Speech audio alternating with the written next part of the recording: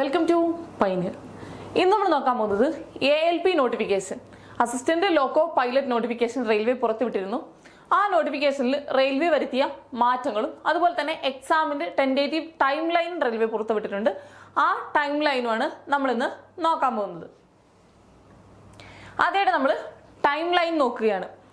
ഏതൊക്കെ മാസങ്ങളിലാണ് exams conduct ചെയ്യപ്പെടുക എന്ന് നമ്മൾ നോക്കുകയാണ്. ആദ്യം CBT 1 ഫസ്റ്റ് എക്സാമിനേഷൻ കണ്ടക്ട് ചെയ്യപ്പെടുന്നത് ജൂൺ ഓഗസ്റ്റ് മാസങ്ങളിലാണ്. ജൂൺ ഓഗസ്റ്റ് മാസങ്ങൾ 2024 CBT 1 എക്സാമിനേഷൻ കണ്ടക്ട് ചെയ്യപ്പെടാനായിട്ട് റെയിൽവേ പറഞ്ഞിരിക്കുന്നത്. Next second stage of examination CBT 2 വരുന്നത് സെപ്റ്റംബർ 2024. സെപ്റ്റംബർ മാസത്തിലാണ് CBT 2 എക്സാമിനേഷൻസ് കണ്ടക്ട് ചെയ്യപ്പെടുക. ആപ്റ്റിറ്റ്യൂഡ് ടെസ്റ്റ് ആണ് നെക്സ്റ്റ് വരുന്നത്. നവംബർ 2024 കണ്ടക്ട് ചെയ്യപ്പെടുക. നെക്സ്റ്റ് വരുന്നത് ഡോക്യുമെന്റ് വേരിഫിക്കേഷൻ ആണ്. നെക്സ്റ്റ് പ്രോസസ്സ് ഡോക്യുമെന്റ് വേരിഫിക്കേഷൻ ആണ്. അത് നവംബർ ഡിസംബർ മാസങ്ങളിൽ ഉണ്ടാവും. നവംബർ ഡിസംബർ മാസങ്ങളിലാണ് ഡോക്യുമെന്റ് വേരിഫിക്കേഷൻ എന്ന പ്രോസസ്സ് ALPയുടെ വരുന്നത്. ഓക്കെ, നെക്സ്റ്റ് നമ്മൾ നോക്കുകയാണെങ്കിൽ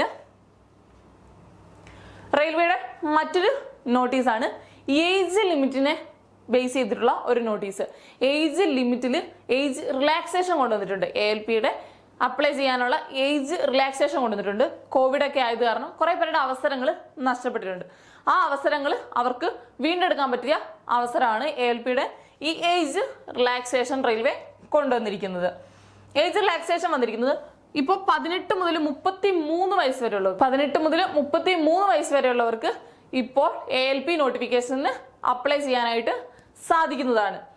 ഉയർന്ന പ്രായപരിധി നമ്മൾ നോക്കുകയാണെങ്കിൽ അൺറിസർവ്ഡ് കാറ്റഗറിക്കും EWSനും 2/7/1991 2/7/1991 ശേഷം ജനിച്ചവർക്ക് അപ്ലൈ ചെയ്യാനായിട്ട് സാധിക്കും. OBC കാറ്റഗറി നമ്മൾ നോക്കുകയാണെങ്കിൽ 2/7/1988 ശേഷം ജനിച്ചവർക്ക് അപ്ലൈ ചെയ്യാനായിട്ട് സാധിക്കും. SC/ST കാറ്റഗറി നമ്മൾ നോക്കുകയാണെങ്കിൽ 2/7/1986 ശേഷം ജനിച്ചവർക്ക് അപ്ലൈ ചെയ്യാനായിട്ട് സാധിക്കും. ഇതാണ് റെയിൽവേ കൊണ്ടുവന്നിട്ടുള്ള പുതിയൊരു മാറ്റം. ഈ മാറ്റം കുറെ പേർക്ക് ഉപകാരപ്രദമാവുമെന്ന് വിശ്വസിക്കുന്നു. Thank you.